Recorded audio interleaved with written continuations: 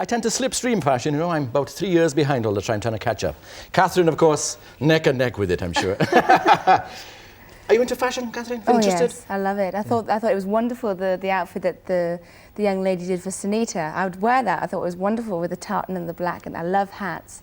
I have loads of hats, and I collect bangles and bags and belts. And something quite flamboyant for Swansea there as well. Oh, yes. The whole thing. Yeah, I do like that. I like that. Have you a favourite style? Yeah, I have a variety of styles really. I love cowboy style. I bought in London last year. I bought a wonderful pair of hipster chamois suede cowboy trousers. They were from a very known designer, but I bought them on sale, so it didn't feel so bad. And they got seconds. seconds. And they've got like fringes at the bottoms. I wear them with the cowboy boots and a jacket. Have they really? And they're really nice, yes. But it's my downfall, unfortunately. You know, I could spend all my money on clothes. With your cowboy outfit, did you go for the hat as well? Oh yeah, you have to go for all of it. But if you're going to do something, if you have the courage to wear something a bit outrageous, you just have to go 100% for it. And I thought those things were wonderful.